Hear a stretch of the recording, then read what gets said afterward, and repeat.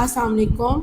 Before we proceeding towards the paper pattern जो कि totally change हो गया है, आप लोगों के लिए एक नई चीज़ भी है। उसमें ये हम देखेंगे कि अटेनमेंट ऑब्जेक्टिव जो है ना वो भी थोड़े से चेंज हो गए हैं। हम इसको देखते हैं कि हर पेपर में किस तरीके से क्या आएगा। सबसे पहले मेरे बच्चों ने अटेनमेंट ऑब्जेक्टिव को सीखना है और समझना है कि चीज़ क्या है। अटेनमेंट ऑब्जेक्टिव बेसिकली वो होते हैं जिसमें आपको मार्किंग क्राइटेरिया किया जाता है कि आप डिफरेंट लेवल्स को अचीव करोगे तो आपको मार्क्स मिलेंगे, जिनमें सबसे बेसिक जो होता है वो अटेनमेंट ऑब्जेक्टिव 1 होता है, जिसमें आप अपनी डेमोन्स्ट्रेट करते हो अपनी नॉलेज को और अंडरस्टैंडिंग को कि आपको कितना पता है और क्या समझते हो कि ये चीज़ क्यों मौजूद है। इसमें जो चीज़ें आप यूज़ करोगे मेरे बच्चों वो होंगी, रिकॉल करोगे अपनी मेमोरी को, उसमें से जितनी ढेर सारी इन्फॉर्मेशन आपकी होगी उसमें से पेपर में सिलेक्ट करोगे और उसको कम्युनिकेट करोगे। अच्छा, मुझे इस चीज़ के बारे में ऐसे पता है, अपनी नॉलेज उनको बताओगे कि सिलेबस में इस तरीके से पढ़ाई की थी और मुझे इसके बारे में बिल्कुल पता है। इसको अगर आप पिक्टोरियल में आ जाओ तो इसमें इट्स जस्ट अबाउट रिकॉल, अपने ब्रेन में से आप याद करोगे जो बुक में से पढ़ा हुआ था और उसको फिर सिलेक्ट करोगे, फनल करोगे, उसमें से देखोगे कौन सी चीज़ तुम लोग को चाहिए। यहाँ पे सारा कुछ नहीं लिख देना, उसमें से फिर आप जल्दी से बताओगे कि अच्छा मुझे पता है कि इसमें ये हुआ था, और उसके बाद आप अपनी राइटिंग में लिखोगे और सिलेबस कंटेंट के अकॉर्डिंगली लिखोगे। So you will be able to achieve the level 1। अच्छा चलो अब इसको थोड़ा सा डिटेल में देखते हैं। सबसे पहले हम देखते हैं रिकॉल क्या होती है। इसमें आपने चीज़ों को याद करना है। जो कहते हैं ना कि हिस्ट्री में जी रट्टा नहीं लगाना, रट्टा नहीं लगाना, मगर कुछ हिस्ट्री और ज्योग्राफी में कुछ की टर्म्स हैं मेरे बच्चों जो आपको याद करनी है। आपको नोट्स में वो बोल्टेड करके भी दी होती है, आपको एग्जैक्टली पता होना चाहिए कि फलानी चीज़ की अगर टर्म उन्होंने terminology is been asked by the Cambridge तो आपको वो टर्म आनी चाहिए। आपको कुछ नेम लिस्ट या इवेंट या ईयर वो आपने याद करना ही करना है। उसमें आपने इसको ये नहीं होता कि हर चीज़ आपको बस कॉन्सेप्चुअली होगी, क्योंकि हिस्ट्री और ज्योग्राफी में ये चीज़ें इस कॉन्सेप्चुअली होने के साथ साथ आपको प्योर साइंस की तरह इनके नाम भी याद होने चाहिए। मेन फीचर बताने होंगे जैसे कि लैंड फॉर्म होती हैं, जैसे कि माउंटेन्स होते हैं, इन तमाम चीज़ों के आपको मेन फीचर लिखने होंगे, आपको याद भी कराए जाएंगे और आपको आइडेंटिफाई करना होगा। अच्छा ये लैंड फॉर्म, ये ओशंस है, ये हमारे वेस्टर्न माउंटेन्स हैं, ये हमारे नॉर्दर्न माउंटेन्स हैं, for example if it's in geography. मगर हिस्ट्री में होते हैं तो आपने बताना है ये जी ये तस्वीर है तो इसमें कौन बैठा हुआ है। तो so everything must be very clear with you, आपको वो चीज़ों को याद करना है। इसी अटेनमेंट ऑब्जेक्टिव का जो दूसरा कंपोनेंट आ जाता है उसमें आपने सिलेक्ट करनी होती है फनल द इन्फॉर्मेशन। हम थोड़ा सा पहले भी डिस्कस करके आए हैं। उसमें क्या होता है, आपको रेलिवेंट नॉलेज एग्जैक्टली उसके साथ करनी होती है। आप अब you can not just go beyond it ना कि अच्छा मेरी तरफ से ये हो सकता था, ये नहीं करना। आपने पहले बताना है कि ये इन्फॉर्मेशन थी, ये से इसने ये क्या था, और उसमें से जो उनका प्रपोर्शन पूछा गया है ना सिर्फ उसका जवाब देना है। आपने की पॉइंट्स को उठाना है, आपको की पॉइंट्स प्रोवाइड किए गए होते हैं, ठीक है। रेलिवेंट डाटा उठाना है, फोकस करना है क्या इंपॉर्टेंट था।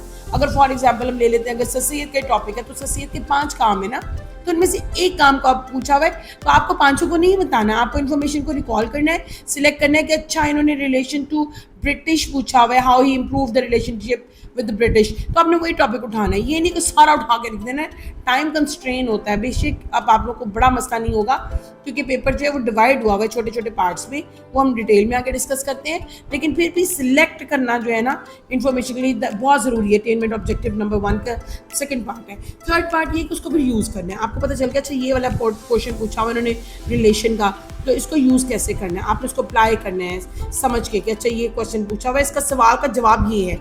उसमें आपने कॉन्सेप्ट को अप्लाई करना है, एविडेंस का डाटा यूज़ करना है।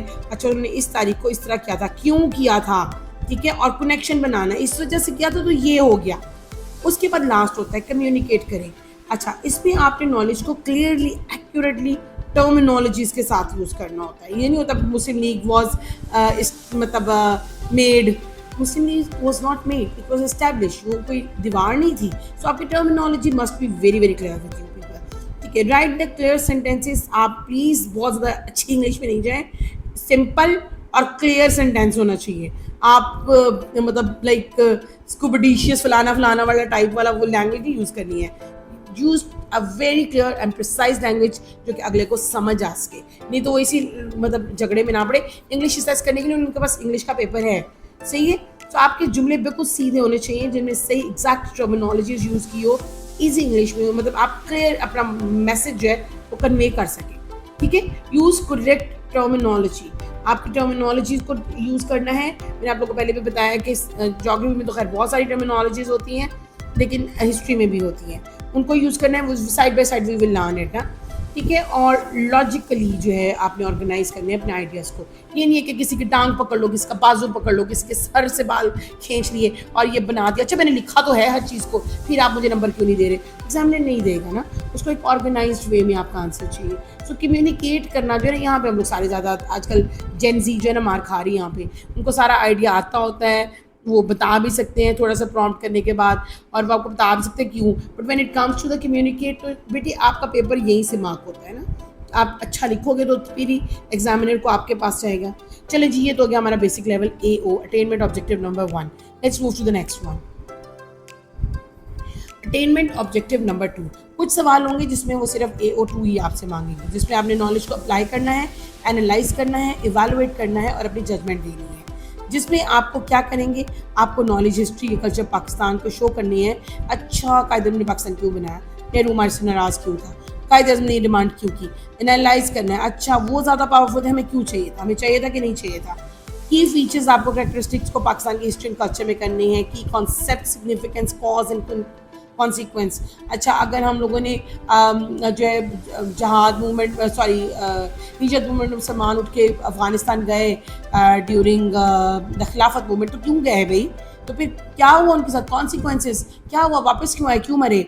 और कंटिन्यूटी, अच्छा इस वजह से उन्होंने क्या किया, फिर अब उनको अपनी रोटी की पड़ गई, तो उन लोगों के लिए मतलब खलीफा को छोड़ के अपनी ज़िंदगी गुजारने के पीछे पड़ गए। क्या चेंज आया उनकी ज़िंदगी में? खामोश होकर बैठ गए कि जी अब हम खलीफा के लिए कर सकते, डिफीट एक्सेप्ट कर ली। सिमिलैरिटी और डिफरेंस क्या है, बाद में जब पाकिस्तान बना उसकी माइग्रेशन में क्या फ़र्क था, क्यों मुसलमानों को पुश बैक किया गया, डिफरेंस क्या है हमारी खिलाफत मूवमेंट के दरमियान में अफगानिस्तान की हिजरत और हिजरत फ्राम इंडिया टू पाकिस्तान में क्या डिफरेंस है? इस तरह का सवाल आ सकता है मेरे बच्चों, ठीक है। सो डिफरेंस आपको दोनों के बारे में पता होना चाहिए। तो this is a little bit higher order thinking होती है, जिसमें बच्चे को आप लोग सीखते हो कि क्या चीज़ डिफरेंट है, क्या चीज़ सेम है। ये उसी वक्त मुमकिन होता है जब आपको सारी चीज़ें जो है वो क्लियर हो जाए, ठीक है। आपको रीजंस बताने, सपोर्ट करनी होती है रीजंस को जजमेंट के साथ। अच्छा मैं इस वजह से इसके साथ हूँ क्योंकि ये वजूहत और ये प्रॉब्लम्स थे। अच्छा हम दोबारा इसको देखते हैं, इसमें अंडरस्टैंड में क्या करना है, आपके जो सब पार्ट्स हैं उसमें आपको अंडरस्टैंड करके एक्सप्लेन करना है चीज़ों को। जब एक्सप्लेनेशन होती है ना मेरे बच्चों, ठीक है, उसमें आपने फैक्टर, प्रोसेस और बताना है पाकिस्तान के एनवायरनमेंट में क्या होंगे। आपको की टर्म्स को डिफाइन करना पड़ेगा। प्रोसेस, अच्छा इसका काम क्या होता है, कैसे चलता है, चेंजेस में चेंज कैसे कहाँ पे आती है। आपको फैक्टर्स बताने हैं कि एनवायरनमेंट में क्या चीज़ जो चेंज आ रही है, क्यों गर्मी ज़्यादा हो रही है, क्यों टेम्परेचर चेंज होता है, क्यों नेचुरली चेंज होता है, क्या इन्वायरमेंटल हैज़र्ड्स हैं जिसकी वजह से हम लोग जो है ग्लोबल टेम्परेचर को बढ़ा रहे हैं। सो ये तमाम चीज़ें जो है आपको आनी चाहिए, जिसको बताना होता है कि क्या हो रहा है और क्यों हो रहा है, ठीक है। उसमें दूसरा इंटरप्रेट करना है और एनालाइज करना है। आपको इंटर रिलेशनशिप दिखाने हैं चीज़ों के दरमियान में। ये जब जब हम साथ साथ क्वेश्चन करेंगे then you will come to know कि आपको मैप्स दिए होंगे, आपको कोई डाटा दिया होगा, ठीक है, आपको कोई ग्राफ्स दिए होंगे कि बताओ जी किसके पास कितना है। फॉर एग्जांपल यहाँ पे पाई चार्ट की हम लोगों ने एक रिप्रेजेंटेशन भी दी हुई है। पाई चार्ट होता है अक्सर, आपने कॉज एंड इफेक्ट, अच्छा क्यों, क्या रीज़न है कि घायरो क्रीक या कोई चीज़ एक जो है क्रीक बनी है तो इसके साथ एक रेलवे लाइन भी दी हुई है, इसके साथ एक रोड भी दी हुई है, इसके साथ सी रूट भी लिंक है। तो आपको बताना होगा कॉज की क्या वजह है और इफेक्ट क्या है कि ऑब्वियसली ट्रेड करने के लिए, एक मुल्क की ज़रूरत पूरी करने के लिए और दूसरों को भेजने के लिए। बिल्कुल ऐसे ही आपको ट्रेंड्स को करना है। सो इसमें सिंपल इज़ दिस कि क्या इन्फॉर्मेशन जो आपको दी हुई है इसका क्या मतलब है। अगर फॉर एग्जांपल इसमें बताया हुआ है कि ये गंदम जो है पंजाब की है और ये जो है सिंध की है और ये KPK की है, तो आपने एंड में बताना है अच्छा इसका मतलब है पंजाब में सबसे ज़्यादा है, सिंध में उससे कम है और KPK में सबसे कम है। इस तरह की नॉलेज जो है ना आप लोगों ने प्रोवाइड करनी होती है एग्जामिनर को। इंटरप्रेट एंड एनालिसिस में इवैल्यूएट द इशू, उसमें आपको बताना है कि इशू कितना इंपॉर्टेंट है और कितना ज़रूरी है, इसके प्रोज एंड कॉन्स क्या है, ठीक है, इसको क्लियर करना है, लंबी ना हो जाए वीडियो। इसी तरह हम लोगों ने रिसोर्स को इफेक्टिवली यूज़ करना है कि कौन सी इन्फॉर्मेशन रेलिवेंट है यहाँ पे जो हमें दी हुई है और कौन सी और क्यों इंपॉर्टेंट है हमारे लिए। आपको जजमेंट और डिसीजन बनानी होती है। पहले ज्योग्राफी में 6 मार्क का क्वेश्चन होता था, अभी भी वही आएगा, जिसमें आपको डिसीजन बनाना होता है कि कोई चीज़ आप किस चीज़ का साथ दे रहे हो और वो क्यों इंपॉर्टेंट है, ठीक है। So let's start with attainment objective 3। अच्छा प्योरली इस पर जितने भी इंडिकेटर्स हैं they are going to be remain the same, जो कि हम लोगों ने ज्योग्राफी में अभी हिस्ट्री में देख के आए हैं अटेनमेंट ऑब्जेक्टिव 2 में। अटेनमेंट ऑब्जेक्टिव 3 जो है उसके कंपोनेंट यही सेम रहेंगे, लेकिन ये ज्योग्राफी के पेपर के साथ रिलेट हो जाएगा। ठीक है। इसमें you people will be explaining and understanding all the key terminologies. ये ज्योग्राफी के लिए जो की टर्मिनोलॉजीज है पर्टिकुलरली उसके लिए यूज़ करेंगे, क्या हो रहा है हमारे पाकिस्तान में, what is happening and why it is happening. और then we will be moving towards the interpret and analysis. Again the maps will be given to us in the paper 3 as well. जैसे कि अभी हम लोगों ने section 2 में देखा कि उधर भी एनालिसिस करने के लिए आपको कुछ डाटा दिया गया होगा, कुछ फोटोग्राफ्स दी गई होंगी, आपको उनको एनालिसिस करना होता है। बिल्कुल यहाँ पे भी आपको कुछ मैप दिए होंगे, ग्राफ्स दिए होंगे, कॉज एंड इफेक्ट को फाइंड करना होगा कि अगर आपको कुछ चीज़ नज़र आ रही है तो कैसे नज़र आ रही है, क्यों आ रही है, ठीक है। Then you have to information का मीनिंग जो होता है उसको एक्सप्लेन करना है मेरे बच्चों ने। The third part in it is going to be evaluate and issues. You people will be again in the paper attainment objective 3 जो है मेरे बच्चों, ये स्पेसिफिकली जियोग्राफी के लिए होता है। उसमें आपको 2 व्यू पॉइंट्स दिए होंगे और आपने उनमें से बताना होगा कि आप किस पॉइंट ऑफ व्यू के साथ हो और वो कितना इंपॉर्टेंट है। सो इसमें how important is the issue and what are the pros and the cons of the issue. तो आप लोग कहोगे यही चीज़ें टीचर हमने अभी पहले देखी थी, बेटे ये वही चीज़ें हैं। Attainment objective 2 is for paper 1, so make this thing clear, and attainment objective 3 is purely for paper 4। मैं किस बेस पे कर रही हूँ क्योंकि अब थोड़ा सा जब चेंज हुआ है पेपर पैटर्न तो उसमें आपके लेवल वाइज मार्किंग जो है वो भी चेंज हुई है।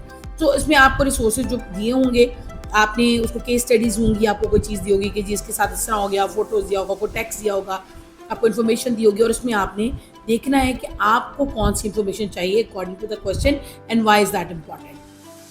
And again same things is आपको जजमेंट और डिसीजंस बनाने होंगे 6 मार्क के क्वेश्चन में, जिसमें आपने इन्फॉर्म डिसीजन बताने होंगे, जस्टिफाई करनी होगी अपनी चॉइस को और एविडेंस के साथ कंसिडर करना है short and long term impacts. अच्छा ये बहुत लंबी स्टोरी होगी, अब बेसिकली सारी स्टोरी इस पिक्चर में है। सुनो, अटेनमेंट ऑब्जेक्टिव 1 जिसमें हमने देखा था कि हमें डेमोन्स्ट्रेट करना है, बताना है जो हमें टर्मिनोलॉजीज आती हैं, अंडरस्टैंडिंग करना है, हमने अपनी मेमोरी को याद करना है, सिलेक्ट करके कम्युनिकेट करके नॉलेज जो है syllabus content is required to be communicate with the examiner. So attainment objective we have seen, apply the knowledge and analysis, evaluate to make the judgments. Again this is going to be the same but this is going to be for the history में बच्चों। उसमें आपको चूंकि आपको पता है कि आपका पेपर जो है वो डिवाइड कर दिया गया है 4, 7 और 14 मार्क्स का चक्कर ही खत्म हो गया। The paper will be divided into the 6 small सब पार्ट्स। सो आपको जब उसको कराएंगे तो उसमें आपको सारे के सारे ये इंडिकेटर्स जो हैं इनको फॉलो करना लाजमी होगा। And attainment objective is purely based on the geography base. अगर आप देखें तो आपके पेपर का क्लियरली कैम्ब्रिज ने बता दिया कि आपकी जो अटेनमेंट ऑब्जेक्टिव है जिसमें टर्मिनोलॉजीज याद करनी है, जिसमें आपको स्पेसिफिक वोकैबुलरी इज रिक्वायर्ड, तो 45% जो होगी वो पेपर 1 में होगी और 45% जो होगी उसकी that is going to be in paper 2।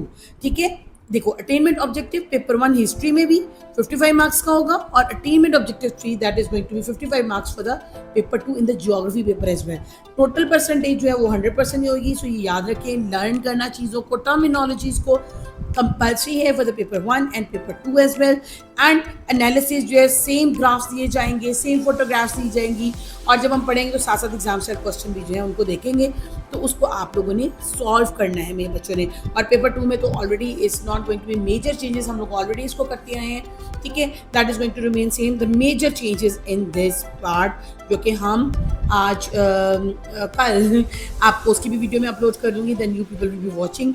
और फिर जब हम पढ़ेंगे तो हम according to the paper pattern, new paper pattern के अकॉर्डिंगली पढ़ेंगे, न्यू लर्निंग ऑब्जेक्टिव के साथ पढ़ेंगे, अंधाधुन नहीं पढ़ेंगे और विल बी वेरी स्पेसिफिक इंशाल्लाह। So see you people in the next video. Thank you so very much.